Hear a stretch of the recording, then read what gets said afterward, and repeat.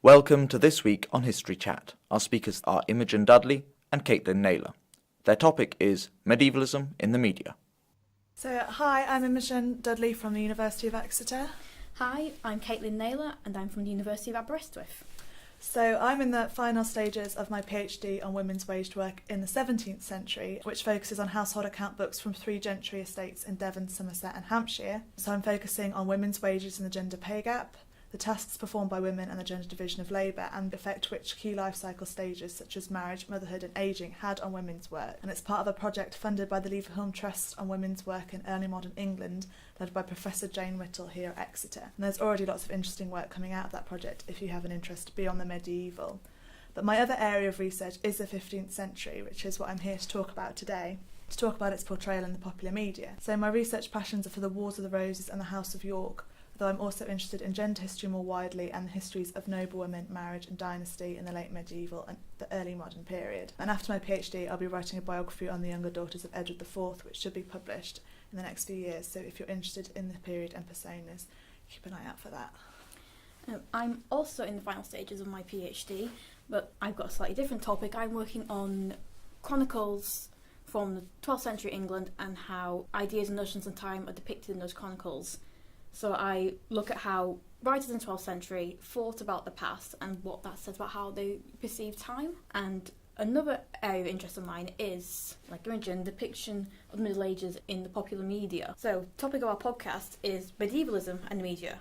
Now, medievalism is the depiction and use of ideas, images, figures and events from the medieval period in popular culture after the Middle Ages. So, for instance, more recently, we've had TV shows such as Game of Thrones, which use medieval ideas and medieval imagery, and also you had more historically set pieces of fiction such as The White Princess and the White Queen TV series, the recent versions of Robin Hood, and films on King Arthur, that sort of thing.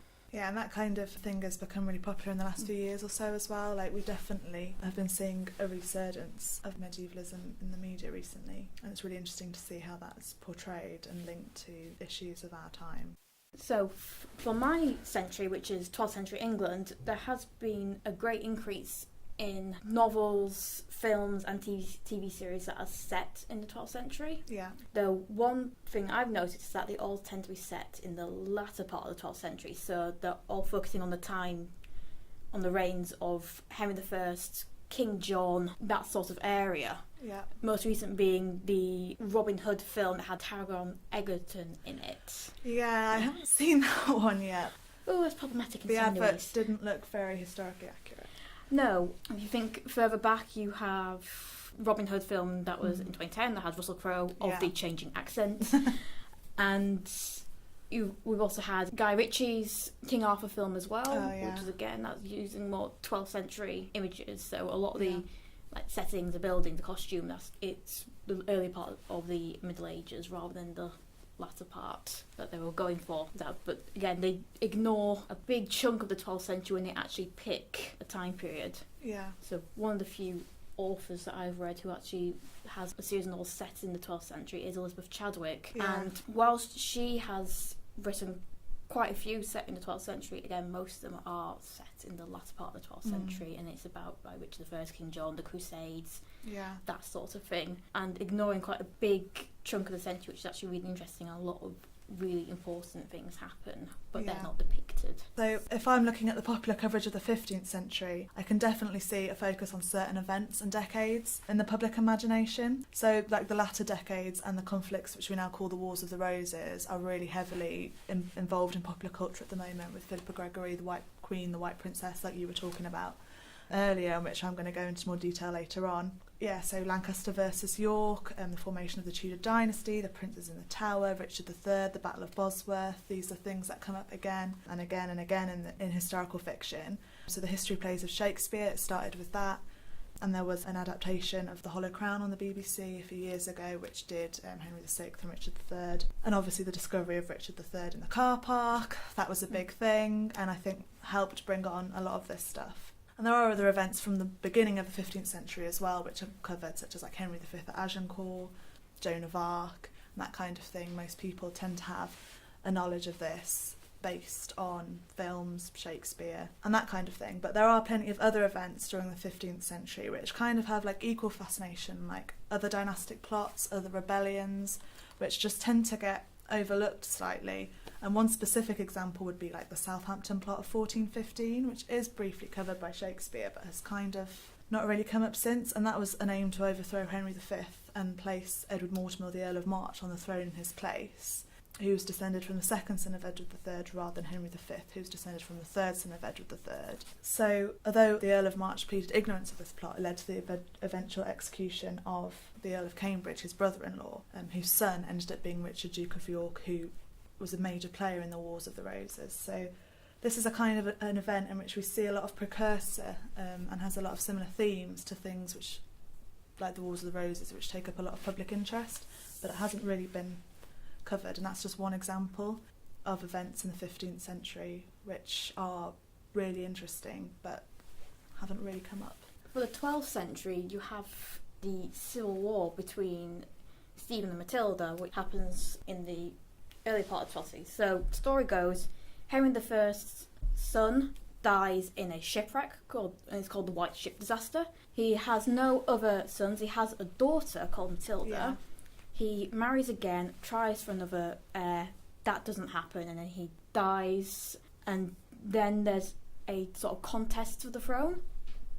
Before he died, he made the nobles of his realm swear that they would name his daughter Matilda queen in her own right, which was very rare for that to happen. When he actually died, though, his nephew Stephen was named heir. Matilda ran off to Anjou, which was the domain of her husband, Geoffrey of Anjou, and then launched several attempts to try and reclaim the throne. And once she got very close, she got to London, but then she ended up being very rude and not acting as a queen should be, according to the chronicle accounts, and got chased out of London, so she never actually got crowned. But she became very, very close to getting it.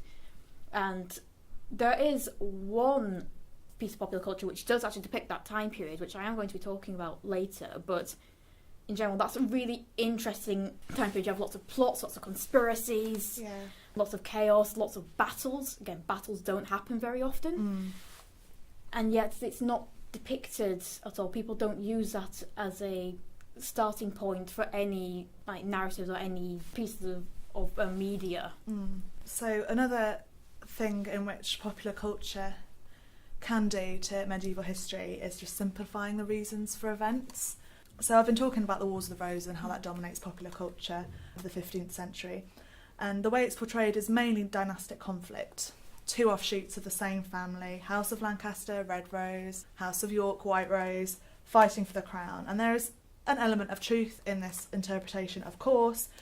However the conflict began, it did end with the overthrow of Lancaster in the favour of York in 1461, and several further royal coups until the onset of the Tudor dynasty in 1485. But dynastic rivalry is not the sole cause of these conflicts. It can be argued that it grew out of other interconnected reasons. Often this is not explored in enough detail. It's often heavily simplified. So one reason would be the mental instability of Henry VI, which does come out a lot in things such as the White Queen because it's quite dramatic. So he was completely incapacitated from August 1453 to December 1454. He was completely unresponsive. They pricked him, they burnt him. He was completely physically unresponsive. He couldn't speak, he couldn't recognise his own child or his own wife. So obviously at this point he couldn't really rule, and he was never the ruler his father was. And if he'd have been a stronger ruler, he might have been able to prevent the challenges and better weather the challenges that came later on. He might have been able to prevent factions emerging at court, such as his Queen Margaret of Anjou, who allied with the Duke of Suffolk and the Duke of Somerset, who were against the Yorkist faction. And the animosity of these factions prevented government compromise, and they helped escalate disagreements of policy into full-blown conflict. And there were other external reasons, such as the loss of lands in France, which angered both nobles and the common people, and also an economic recession, which was made worse by government policy and overspending at court, which aggravated the general populace. And all of these reasons interconnect to create this turbulent situation, which we know of as civil war and the Wars of the Roses, but it's often heavily simplified in drama. So Con Iggulden, the author, has done a Wars of the Roses quartet recently that were published between 2011 and 2014, and he actually does go a long way in emphasising these myriad and related reasons. So he goes a lot into the loss of France and how that upsets English colonists there and the soldiery, and he goes into the Jack Cade Rebellion of 1450 as well, which is when the popular people under Jack Cade rise up and march on London. So I would recommend that quartet of books as actually going into all the separate reasons quite well. But yeah, the prevailing image of the Wars of the Roses in popular fiction and television is still of that as a purely dynastic conflict. Yeah, with the 12th century, we also have this simplification of events and also of characters. So the big example is the depiction of Richard I and King John. It's good King Richard, bad King John. Yeah. And the situation in the end of the 12th century is significantly more complicated than that.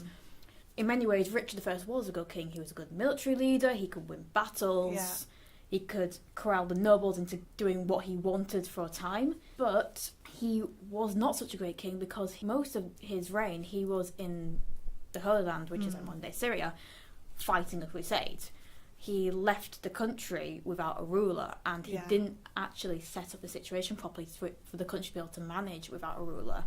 So you had lots of fighting and lots of nobles grappling for power when you had this power vacuum. And once he actually returned from crusade, the King of France had started trying to invade the Angevin lands on the continent, so that would be Anjou, Aquitaine, Normandy, Brittany. And Richard spent the last couple of years of his reign trying to get those lands back. Yeah. Whereas King John is depicted as this mad, bad king who was forever trying to rape his nobles' wives, or he was gouging out the eyes of his nephew, or all sorts of stories circulate about John. John had the potential to be a good ruler. He wasn't the one who lost the Norman land, which he is blamed for.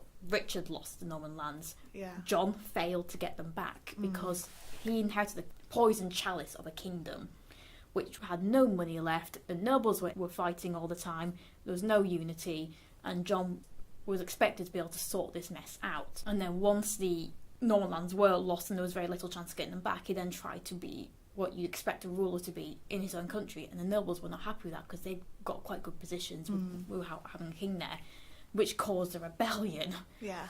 And which then ended up causing the Magna Carta. But again, he did have the potential. He was good at administration. He did know what to do. We have his battle strategy for trying to reclaim the Angevin lands in 1214, and it was a very good strategy. Yeah. Him and the Holy Roman Emperor, who was his relative, were supposed to have like this pincer movement on King Philip to try and defeat the French army. Unfortunately, the plan ended up not working because of several reasons, but if it had worked, it would have got the lands back. Yeah, and also, we know he was very smart, he was very clever, he loved reading, which is very odd for a noble of that time period, never mind a king, but he could not handle his nobles, he could not interact with his key nobility. He just didn't know how to handle people, which resulted in so many of his problems. But again, these big players were such nuanced characters, and we have just boiled them down to either good King Richard, the chivalric knight, or bad King John, the tyrant. Yeah. And that is really not what happened. No, and that goes on quite well to the fact that popular history tends to perpetuate a lot of myths. So I can think of quite a few to do with the 15th century, and one is the fact of the Wars of the Roses itself. We call it the Wars of the Roses. It was not called such by those who lived through it, and it's doubtful whether the people who lived through it would have seen it as one singular conflict at all, like the 100 Years' War. It's only in retrospect that we see this as interconnecting,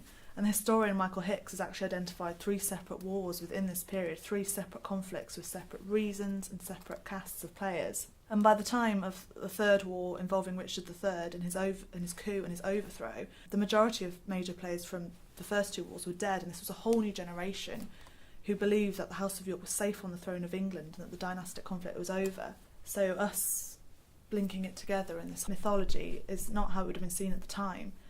And the first usage of the phrase Wars of the Roses was actually been traced to 1829 with Sir Walter Scott in his novel Anne of Gerstein, although it does undoubtedly have its roots in Shakespeare's history plays and that famous scene where the adherents of the 2 houses picked the red roses and the white roses in the garden to show which side of the conflict they were on. So the red rose and the white rose were seen as emblems of the houses of York and Lancaster in the 15th and 16th centuries. That's undeniable.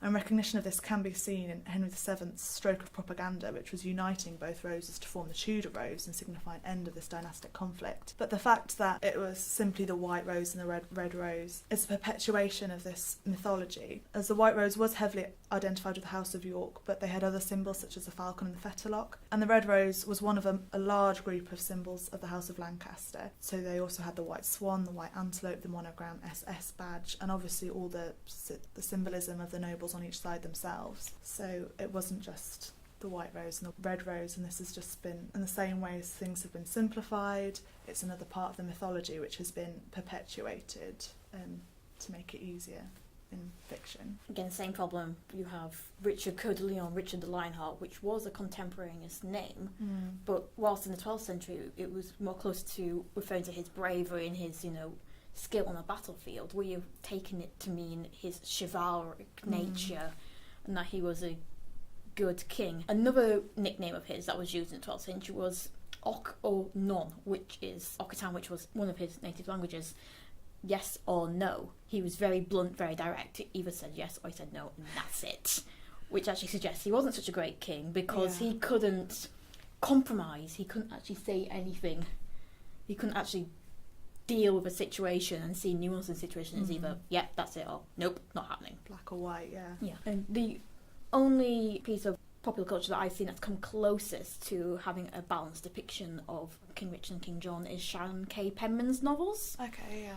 But again, she ends up falling into this trap of either saying what if one is good, therefore the other is bad, and that's what most people, including some historians, fall into the trap of. If they're trying to argue that Richard was a good king, they will always then argue John was a bad king. Yeah. But if they try to do John was a good king, they will always emphasise that Richard was a bad king. You can't separate these two, and what historians as well as the general public need to remember is that they were both separate kings. Yeah. They weren't ruling together, they were both separate, and their reigns were separated. Yeah, and Sharon K. Penman is another one who's a great author, and her book The Sun and Splendour was one of the reasons why I got interested in the Wars of the Roses. But this novel focuses on Richard III, and again she's so focused on turning the black legend of Richard III on its head and presenting him as this sympathetic character, good character, that again she goes the other way and makes the Lancastrians and Margaret of Anjou a bit more meaner and badder than they probably were. So again, she loses that nuance. And I see it time and time again with the Wars of the Roses that if an author is writing for the House of York, it makes the House of Lancaster bad, and vice versa. So yeah, there are definite links there. It's quite interesting that you mentioned that it was a historical fiction novel that got you interested in medieval period, because the same thing happened to me. Yeah. It was a novel by Elizabeth Chadwick, who does a lot of 12th, 13th century set novels, and it was called The Greatest Knight, and it was based on a character called William Marshall. Yeah. Now, he was this phenomenal figure, but again, very little is actually being done in the popular media about him. Very few people actually know about him. He started off as the youngest son of a minor noble, had no land, no inheritance, nothing. He then entered the tourney circuit in the Norman lands. So the tournament circuit was basically the medieval equivalent of major sports. They would have these massive set battles, so not one-on-one jousting like you see in The Knight's Tale, for instance. And then you would capture someone on the field, and you would ransom them. So if you captured them and managed to drag them off to a safe zone, they had to give you all their horse, their armour, all their equipment, everything. And the only way you could fight in tournaments is if you had the equipment. So either you lost everything and you were unable to participate anymore, or you ransomed it and you paid them off. Yeah. So the amount of money you could get in one day is the equivalent of a year's wages as a knight. Oof. And Will Marshall managed to work his way up, got popularity through a tournament route. He then entered the household of the Earl of Salisbury. When the Earl of Salisbury was escorting Eleanor of Aquitaine across her lands, she was nearly kidnapped, but he managed to defend her. He then got kidnapped. She ransomed him, brought him into her household to be as a master of arms to her sons, to teach them how to fight. Then he joined young King Henry's household and again entered the tourney circuit with him as part of his team. And by the time that he died, and he lived until into his 70s, he lived quite a long time, he was Earl of Pembroke, he had massive swathes of lands, and he was also regent of England for young King Henry III. Yeah.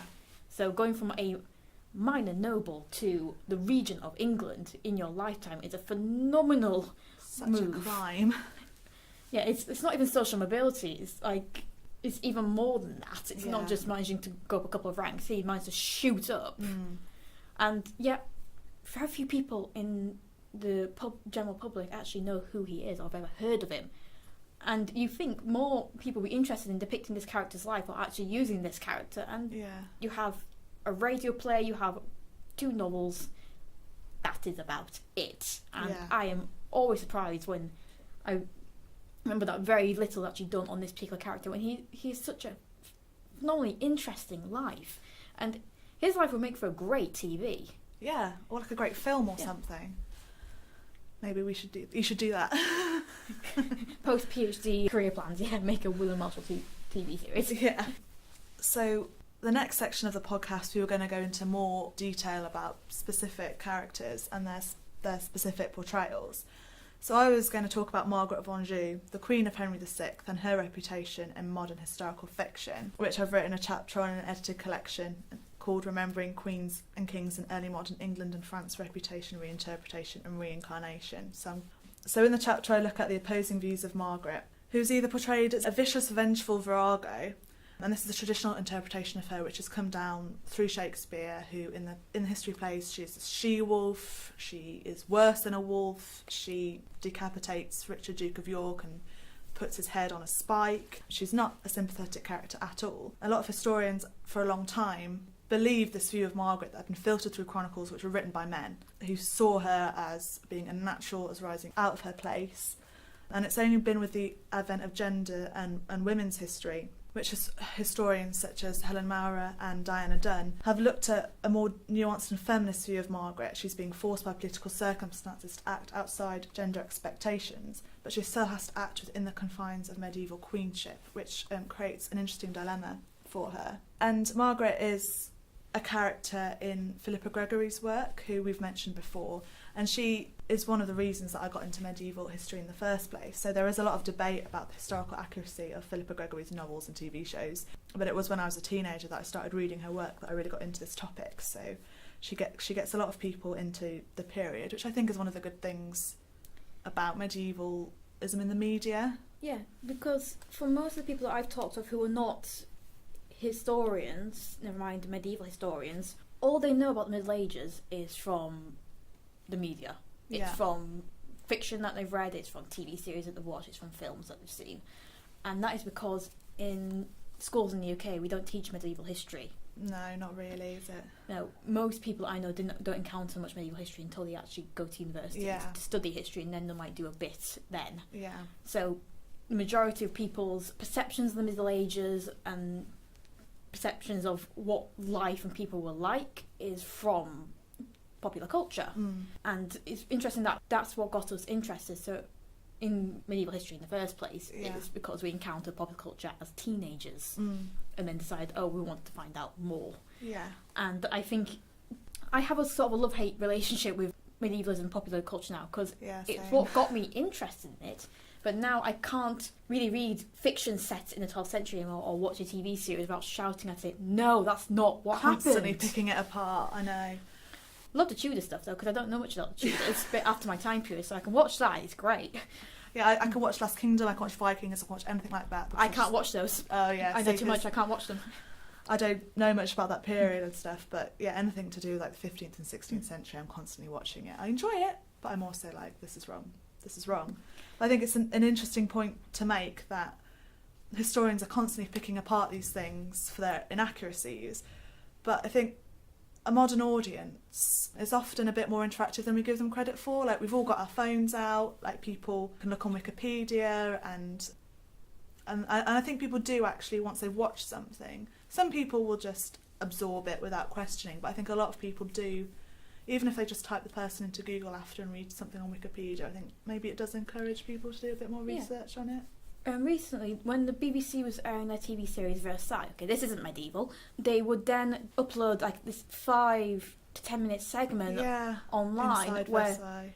where you have historians who actually talk about what actually happened, and actually talk about the episode and the historical events and things that were behind the particular events in that episode. And that was really interesting because it does actually highlight where it's not accurate and gives a more accessible medium for people to actually find out more about it.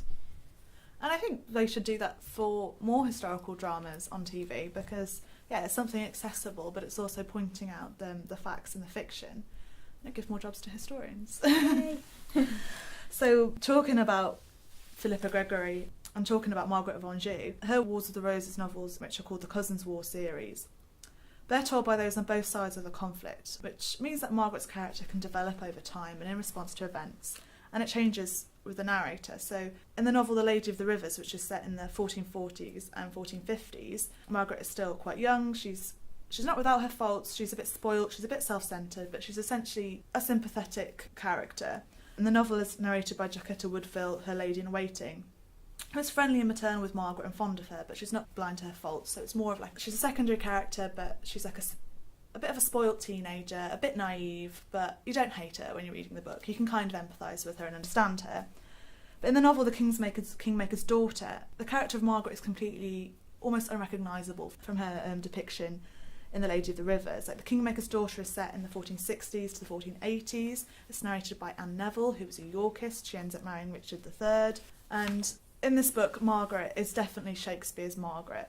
Anne Neville calls her the bad queen, a she-wolf worse than the wolves of France, which, if you've watched or read Shakespeare's plays, that's like an evident echoing of what Shakespeare says about Margaret. And there's a quote in which Margaret tells Anne, if you want to keep your crown, you'll be ready to do anything and kill innocents if need be, which is an indication that she's not meant to be a sympathetic character. She's a black and white antagonist in this. And it's this incarnation of Margaret which has become most familiar because of the BBC television adaptation of Gregory's works, The White Queen, which was broadcast in 2013, and it adapted The Kingmaker's Daughter, The White Queen and The Red Queen, and it focuses on events from the 1460s onwards. So the younger, more sympathetic Margaret, who was a bit more innocent and was reacting to these horrible things that were happening to her. This does not get a look in. She only features in episodes 4 and 5, and she's battle-hardened, she's shrewish, she's unlikable. She's heavily indulgent of her son, who is depicted as a brute character. She's uncaring towards Anne Neville, whom her son rapes, and she doesn't really seem to care about this. And the main female protagonists of the show are Elizabeth Woodville and Anne Neville, who are both Yorkists, and Margaret Beaufort, who is a Lancastrian, but she has no personal relationship with Margaret of Anjou in the show. Her main purpose is to make her son, Henry Tudor, the king. So there's no time or interest in the adaptation of The White Queen to make Margaret of Anjou either understandable or sympathetic, and any added dimensional nuance is lost, and the more kind facets of Margaret's personality are non-existent as well. And it shows that in many aspects of the popular imagination and the media, this view of Margaret of Anjou as a she-wolf, which has been challenged in historiography in the last 20 years, it's still present in the popular imagination. Yeah, so I remember watching the White Queen TV series, and I have read the books as well, and I found that it was very much a York favouring depiction of the characters. Like, even in The Red Queen, which is Margaret Beaufort, was a central character. Even for most of that, she's not that sympathetic a character. No, she's not. I mean, Philippa Gregory almost like accuses her of being the one who kills princes in the tower. Yeah. And so, whilst it's interesting that she has all these different sides of story, and you can see the entire story develop over quite a large time period through the series of novels, it's still quite biased. And one of the things that's problematic with Philippa Gregory is that she always says, oh, I'm a historian, which she is, which is good, and therefore tries to play on the fact that what she's saying is accurate and what she's depicting is accurate, and actually a lot of time it's not. It's just one interpretation. Yeah, and with the media and popular culture, you have to accept that there is going to be, to some extent, artistic license used. Definitely. And one thing that Elizabeth Chadwick does is that at the end of the novel, at the back, she'll have like an appendix where she says which bits she's taken artistic license on and which she hasn't. So she doesn't interrupt the flow of the novel of telling a good story in order to do this. She doesn't have like footnotes everywhere saying, oh, well, this is real, this is not real. But she'll have it at the end once you've read it. And then you see, oh, okay, that wasn't quite true, but this was true. Oh, that's really interesting. Yeah. With my particular example, I'm going to talk about one of the few depictions of the anarchy of Stephen and Matilda, which is a Pillars of the Earth. the original book was written by Ken Follett. It's a massive book, but it was also a TV series that was created for Channel 4. And I'm going to talk more about the TV series because Imogen talks more about the fiction side of it. I'll talk about the TV side of it. Pillars of the Earth covers a time period from just before Henry I dies up to the end of the Civil War and Henry II, who is Matilda's son, taking the throne. Yeah. Well, not by taking it, but yeah. And it's quite interesting because it centres on a town called Kingsbridge, where they're trying to build a cathedral. Yeah. And the people of this small town, actually nobodies, get drawn into this royal power play that is happening across the country. And Matilda is depicted as a cold, callous, calculating she-wolfish character, which is how she's depicted in quite a few of the later chronicles. People in the Middle Ages didn't like women being in power. They didn't like it. But also Stephen is depicted as this almost like crazy, uncertain person who's actually manipulated a lot. But then he's twisted his mind into thinking that he is the one who God chose to become King of England. And he's also depicted as uncertain and as generally as a bad ruler who can't make a proper decision and is just open to manipulation by some of these other characters who are trying to climb up the ladder of power by using the chaos of the Civil War in order to do that. And it's quite interesting to see some of these like minor characters. So there's a prior, there's a couple of nobles who take over a small earldom called Shiring, and they try to play both sides. And it's interesting to see how this one community is trying to do something that they believe is great, which is building a cathedral, but also going into politics in order to try and do that. And it's very much a non-black and white issue, and the TV series does this quite well. It does show a lot of the nuances to it. Some of the visuals they do aren't quite accurate for that time period, but they come close enough to give you the feel of the 12th century. And when I watch anything that is vaguely in the time period that I know of, as long as it's got the tone and the feel right, then you can let them off, not having some specifics. And I know this TV series did have some consultants, including one who was a former member of my university, who actually came over and showed them how certain religious rituals would have been physically done, so that they got that close to what it should have been. And with the TV series, you have quite a large time span in it, but it really does show the development of this cathedral because you see the building of it, physically the building of it.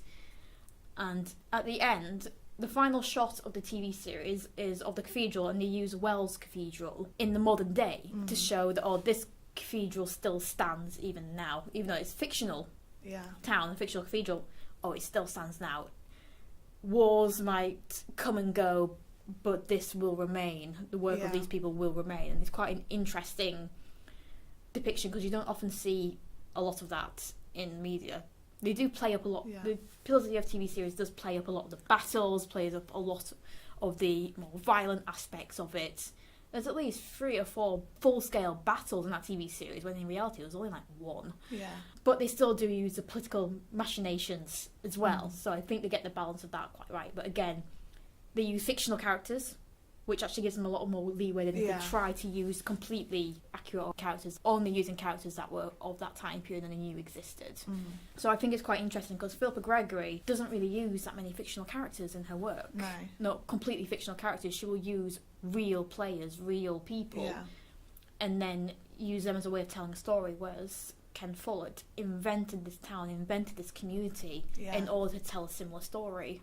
But then brings in real events and real people, which, like you say, gives him a lot more leeway with the accuracy. You can create the drama around the fictional players and then try and make what really happened as accurate as possible. And it was interesting what you were saying about the Pillars of the Earth, and I've read the book and I've read the TV show, and it got me interested in like the anarchy and stuff like that, about how it does show this cathedral still standing. And I think one of the popular perceptions of the medieval period is that it's brutish, it's short, people are ignorant, they're religious, they're superstitious, and medieval has become like a byword for this kind of like backward thinking. Like people will say like, this modern regime is medieval and stuff. And the Pillars of the Earth really does show that these people were intelligent and building these cathedrals, not with modern technology, with just a creating these processes and inventing these processes to help them make, like the cathedral is just one example of things like this. So yeah, I think that's what Pillars of the Earth is really good at doing, like turning that perception on its head and showing the brutish side of the Middle Ages, but also like the artistic, revolutionary side of like creating buildings and stuff. So I think we've done quite a lot in going into medievalism in the media and exploring like the downsides to it, but also the positive aspects of it, and using certain examples to show how storytellers use historiography and the traps into which they fall. And I think what we can take away from this is that the resurgence of interest in the Middle Ages and depiction of it in popular media is overall actually a good thing. Yeah. Because whilst also the accuracy of it is not great, the more it, and some of the myths it perpetuates kind of still shapes people's perception of what Middle Ages actually was. Yeah, but definitely. the more that is depicted, the more that is used, the more people will question it, and the more people will actually become interested in what actually happened, and actually creating an awareness of what the medieval period was, and actually getting people interested in this period of history, which a lot of people seem to ignore or pass over because they aren't taught about it in schools, or it's not as visible as other time periods are. Yeah. So I hope you all enjoyed this podcast. I've certainly enjoyed talking about it. So thank you for listening. The producers of History Chat were Henry Marsh and Tabitha Stanmore. It was brought to you with the kind support of the South, West and Wales Doctoral Training Partnership and the Digital Humanities Lab at the University of Exeter.